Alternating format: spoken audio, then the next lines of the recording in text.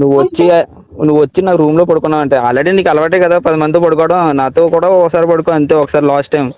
Already నీకు అలవాటే కదా 10 మందితో పడుకోవడం, నాతో కూడా ఒకసారి పడుకో అంతే, ఒకసారి లాస్ట్ టైం.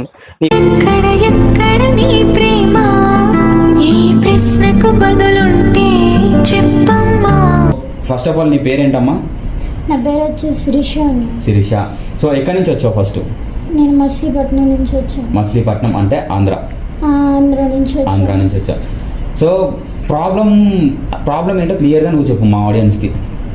ప్రాబ్లం ఏంటంటే నేను 2 years బ్యాక్ ఒక అబ్బాయిని సిన్సియర్గా లవ్ చేశాను.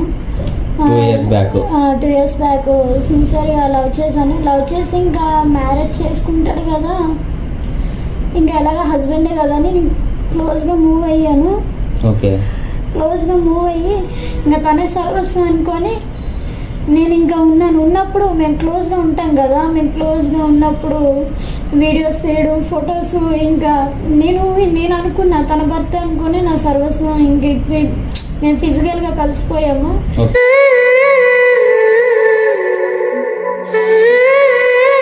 కలిసిపోయిన తర్వాత సడన్ గా ఏమైందో తెలీదు బ్రదర్.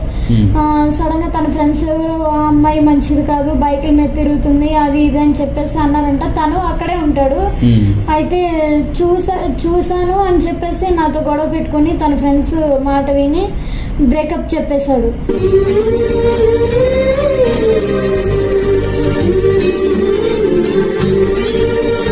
మాకు బ్రేకప్ చెప్పి ఒక 4 months అయింది. 4 months అయిన తర్వాత నాకు కంటిన్యూ టార్చర్. ఎంత టార్చర్ అంటే ఫస్ట్ ఏడవకమ్మా. సో ఫస్ట్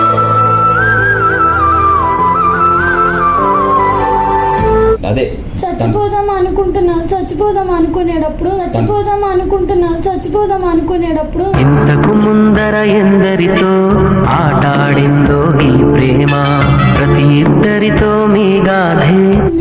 మీ ఛానల్ చూసాను, మీరు కేసులు సాల్వ్ చేస్తారని తెలుసుండి ఇంకా మీకు ఫోన్ చేస్తూ ఉన్నాను. నాకేమన్నా న్యాయం చేస్తారేమో అని మీ దగ్గరకు వచ్చాను అన్నయ్య. ఇంకా మీరే చెప్పాలి. అతని పేరేంటమ్మా? ఆయన పేరు వచ్చి విక్కీ అన్నయ్య.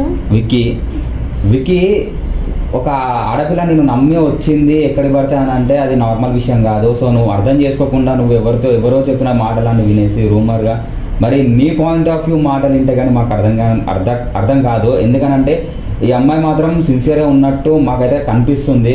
సో అలాంటప్పుడు నువ్వు ఏమని అంత టార్చర్ పెట్టాల్సిన, బ్రేకప్ చెప్పుకున్న తర్వాత కూడా మరి ఇద్దరు సపరేట్గా ఉంటే అయిపోతుంది. సో కానీ టార్చర్ చేయడం ఏంది నాకైతే అస్సలు అర్థమవుతుంది. సో నువ్వు ఫస్ట్ సైకోనా లేకపోతే మంచిగా అది అర్థం చేసుకో. అంటే మీ డాడీ వాళ్ళకి, మీ మమ్మీ వాళ్ళకి ఎవరికైనా తెలుసా? తెలీదు అన్నయ్య.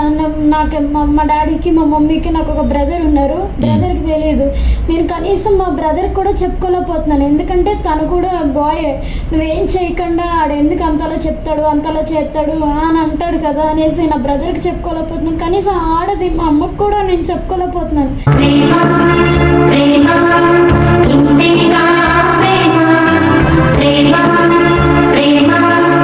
అంతేకాదు నా మొబైల్స్కి ఎప్పుడు పడితే అప్పుడు వీడియోస్ పంపిస్తాడు, ఎప్పుడు పడితే అప్పుడు ఫోటోలు పంపిస్తున్నాడు. నా ఫోన్ నా దగ్గర కంటే మా బ్రదర్ దగ్గర, మా మదర్ దగ్గర ఎక్కువ ఉంటుంది ఫోన్. అలా ఉంటుంటే ఆ టైంలో వీడియోలు పంపిస్తే నేనేం చేయాలి? మా అమ్మ మా నాన్న నన్ను చాలా ప్రేమగా పెంచుకున్నారు. ఆడపిల్లనని చెప్పి వాళ్ళు ఊరేసుకుని చచ్చిపోతారా బతుకుతారా?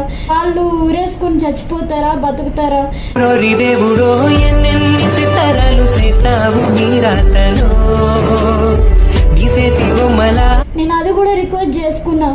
నేను అనుకుంటే విడిపోదాం, సరే ఇంకా నువ్వు వద్దంటున్నావు కాబట్టి, వేరే వాళ్ళ మాటలు నమ్మి నన్ను వద్దంటున్నావు కాబట్టి సరే విడిపోదాం. కానీ నీకేం కావాలో చెప్పు, అది చేస్తాను. దయచేసి నన్ను ఇంకా టార్చర్ పెట్టగానే చాలా వేడుకుంటున్నాను. కానీ తన టార్చర్ ఏంటంటే వీడియోలు పెడతాను, ఫేస్బుక్లో పెడతాను, ఇన్స్టాల్లో మన ఫోటోలు పెడతాను. మొగోడిని నాకేం కాదు, నాకు వేరే అమ్మాయి అన్న దొరుకుతుంది పెళ్లి చేసుకోవడానికి, తర్వాత నీ లైఫే పాయిల్ అవుతుంది అని బెదిరిస్తున్నాడు. అసలు ఏం కావాలి ఏంటి అది అని అడుగుతుంటే ఏం కావాలంట మరి? ఏం కావాలంటే ఇంకా ఏం చెప్పను. నేను ఒక ఆడపిల్లనే కదా, లాస్ట్ సారి మళ్ళీ నిన్ను యూజ్ చేసుకోవాలి, వాడుకోవాలి, నేను మళ్ళీ లాస్ట్ సారి ఫిజికల్గా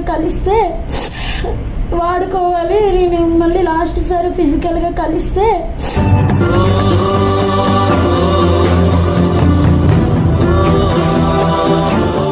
నీ వీడియోలు నీ ఫొటోస్ నీకు ఇచ్చేస్తాను అంటున్నాడు. అసలు ఏమనుకుంటున్నాడు అని, ఎన్నాళ్ళంటే భర్త అనుకుని తనే నన్ను పెళ్లి చేసుకుంటాడు కదా అని మూవ్ అయ్యాను. ఇప్పుడు ఎలా నేను మూవ్ అవ్వగలను? నేను అసలు ఒక ప్రాటిస్యూట్ అనుకుంటున్నాడా, ఏమనుకుంటున్నాడు నాకు అర్థం కావట్లేదు. నాకు ఇదే బ్లాక్మెయిల్, నీ ఇవ్వాలంటే నువ్వు మళ్ళీ నా రూమ్కి రా, నాతో స్పెండ్ చేయి, ఇదే లాస్ట్ టైం అంటున్నాడు. లాస్ట్ టైం అని చెప్పిన తర్వాత నేను ఎలా వెళ్ళగలను? ఇన్నాళ్ళంటే తనతో మూవ్ అయ్యా, తనే నా భర్త అన్న, తనే నా సర్వస్వం అనుకొని మూవ్ అయ్యా. ఇప్పుడు ఎలా ఏం చెయ్యాలి ఏం అర్థం కావట్లేదు. నేను చచ్చిపోదాం అనుకున్న టైంలో మీకు ఫోన్ చేశాను, ఏమన్నా న్యాయం చేస్తారేమో. సో ఓకే, నాకు క్లియర్గా అర్థమైపోయింది. అతను బాగా మిమ్మల్ని ఒక నెగిటివ్లా చూస్తున్నాడు, అంటే ఒక తప్పుదారులను చూస్తున్నాడు, తప్పుగానే చూస్తున్నాడు. ఒక అమ్మాయి ఎప్పుడు ఒంటరి కాదు, అమ్మాయి చుట్టూ ఎప్పుడు పుకార్లు తోడుంటూనే ఉంటాయి. కానీ అసలు అర్థం కాదు. అంటే నీకు స్టార్టింగ్ లో నుంచి కూడా మీరు రిలేషన్లో ఇప్పుడు 2 years ఉన్నారు కదా, సో అప్పటి నుంచి కూడా తను పద్ధతి అలానే ఉంటుండేనా, లేకపోతే ఈ మధ్యలో చేంజ్ అయింది ఏమైనా? లేదన్నీ 2 years బ్యాక్ బాగానే ఉండేవాళ్ళు. అప్పుడప్పుడు అదే రూమ్కి అది పిలుస్తారు కదా, వెళ్ళేదాన్ని, క్లోజ్గా ఉండేవాళ్ళని, ఎప్పుడు ఏమనేవాడు కాదు. కానీ సడన్గా 4 months బ్యాక్ నీకు నాకు బ్రేకప్, నువ్వంటే నాకు ఇష్టం లేదు, నేను నిన్ను పెళ్లి చేసుకోను, నీకు నాకు బ్రేకప్, నువ్వంటే నాకు ఇష్టం లేదు, నేను నిన్ను పెళ్లి చేసుకోను,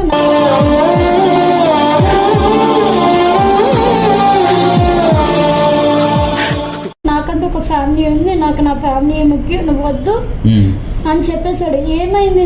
నేను ఏం చేశాను చెప్పు, నేను చేసిన తప్పేంటి చెప్పు, నీకు పోనీ నువ్వు అన్న తప్పు చేసావు అన్న వదిలేస్తే నేను కామ్గా వెళ్ళిపోతా, మన మధ్య ఏం జరగలేదు అనుకుంటా. ఎందుకంటే నీకే కాదు నాకు ఫ్యామిలీ ఉంది, మా అమ్మ నాన్న కూడా నా కోసం బ్యాడ్గా తెలిస్తే వాళ్ళు చనిపోతారు, నన్ను చంపకముందే నా వాళ్ళే చనిపోతారు.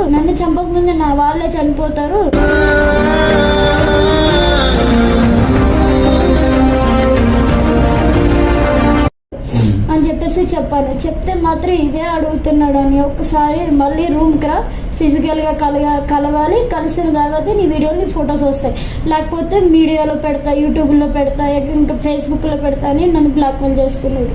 సో అతనికి ఇప్పుడు అతని ఫ్యామిలీ సైడ్ ఎవరికైనా నువ్వు వాళ్ళ ఫ్యామిలీ సైడ్ ఎవరికైనా పరిచయం ఉన్నావా? ఎవరికి లేను, ఎవరికి ఇంట్రడ్యూస్ కూడా చేయలేదు. నాకు అప్పుడే డౌట్ వచ్చేది, ఎవరొకరు ఫ్యామిలీకి చెప్పాలి కదా, మ్యారేజ్ చేసుకుందాం అంటున్నావు, క్లోజ్గా మూవ్ అవుతున్నావు అంటే మా డాడీ అంటే భయం, మా అమ్మ అంటే భయం, ముందు ఫిజికల్గా అయితే కలిసాం కదా, నిన్నే చేసుకుంటాను, ఇంకెవరిని చేసుకుంటాను, నిన్ను ఫిజికల్గా కలిసిన తర్వాత నువ్వే నా భార్య అనుకున్న తర్వాత మళ్ళీ ఎందుకు నిన్ను వదిలేస్తాను, చెప్దాంలే అంటే. తనకు ఒక బ్రదర్ ఉండే, మా అన్నకి పెళ్లి కాకుండా మన కోసం ఎలా చెప్తాను, అన్నకి పెళ్ళి అయిన తర్వాత నేను చెప్తాను మన కోసం అని చెప్పారు. సో ఏడవకు, ఫస్ట్ ఆఫ్ ఆల్ ఏడవకు. సో నువ్వు కంటిన్యూస్ ఏడుస్తూనే ఉన్నావు వీడియో మొత్తం. నాకే ఎట్లనో అనిపిస్తుంది అసలు వింటుంటే. అయితే ఇప్పుడు అతన్ని టచ్లో ఉన్నాడా? అన్నిట్లలో బ్లాక్ చేసినావా? టచ్లో లేడన్న, టచ్ పెడుతున్నాడు, ఫొటోస్ పంపిస్తున్నాడు, నేను ఫోన్ దేంట్లో పంపిస్తున్నాడు? అన్నిట్లలో బ్లాక్ చేసినాను కదా. అన్నిట్లో బ్లాక్ చేసినా కానీ వేరే అకౌంట్స్ ఉంటాయి కదా, ఆ వేరే అకౌంట్స్ కి పంపిస్తున్నాడు, ఫొటోస్ వీడియోస్ పంపిస్తున్నాడు. దానికోసం నేను నెంబర్ కూడా చేంజ్ చేశా, కానీ నెంబర్ ఎలా వెళ్ళిందో తెలియదు. మళ్ళీ దీనికి ఇంకా కంటిన్యూగా నన్ను 2 months నుండి బ్లాక్మెయిల్ చేస్తూనే ఉన్నాడు. సార్ ఫైనల్గా అంటే ఇప్పుడు నువ్వు పెళ్లి చేసుకుందామని అడిగినావా అతన్ని? ఎప్పుడైనా అడిగినావా? అడిగాను చాలాసార్లు. నేను చాలాసార్లు అన్నా, మనం పెళ్లి చేసుకుందాం అనే కదా ఫిజికల్గా ఒకటయ్యాము, ఒకటయ్యి మళ్ళీ విడిపోయి అలాగే వేరే పెళ్ళిళ్ళు చేసుకుంటాము, చేసుకునేవాడు నువ్వు దాన్ని మోసం చేసినట్టు అవుతుంది, నేను వీడిని మోసం చేసినట్టు అవుతుంది, మనం సాంప్రదాయంలో ఆంధ్రాలో పుట్టిన వాళ్ళం కదా అనేసి చాలా మాట్లాడాను బ్రదర్. అయినా పెళ్ళి వద్దంటున్నాడు, పెళ్ళి చేసుకోనంటే చాలా బతిమాలుకున్న, కాళ్ళు కూడా పట్టుకొని ఏడ్చాను.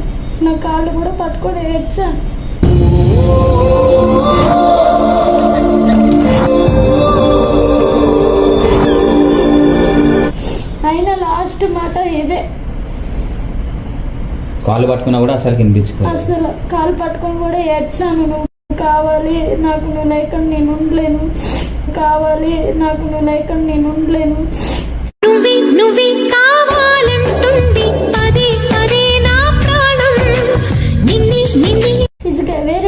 అసలు నా లైఫ్లో ఊహించుకోలేను బ్రదర్ తన లేకుండా. సో ఒకసారి తన నెంబర్ ఇవ్వండి అమ్మ, మనం ఒకసారి ఛానల్ నుంచి కాల్ చేసి అసలు ఏంటి ప్రాబ్లం ఏంటి, అతని ప్రాబ్లం ఏంటో కనుక్కుందాము. సో కనుక్కొని నెక్స్ట్ ఏం చేద్దాం అనేది స్టెప్ తీసుకుందాం ఒకసారి. నెంబర్ తీసుకోండి 6300. వద్దు, మా అమ్మ మంచి సంబంధం చూస్తుంది, వాళ్ళు ₹1,00,00,000 ఇస్తాను, నిన్ను చేసుకుంటే నాకేం వస్తుంది, వాళ్ళు ₹1,00,00,000 ఇస్తాను, నిన్ను చేసుకుంటే నాకే. నువ్వు వచ్చి నా రూమ్లో పడుకున్నావు అంటే ఆల్రెడీ నీకు అలవాటే కదా 10 మందితో పడుకోవడం, నాతో కూడా ఒకసారి పడుకో అంతే, ఒకసారి లాస్ట్ టైం. ఆల్రెడీ నీకు అలవాటే కదా 10 మందితో పడుకోవడం, నాతో కూడా ఒకసారి పడుకో అంతే, ఒకసారి లాస్ట్ టైం. ఎక్కడ ఎక్కడ నీ ప్రేమ, ఈ ప్రశ్నకు బదులుంటే చెప్పమ్మా.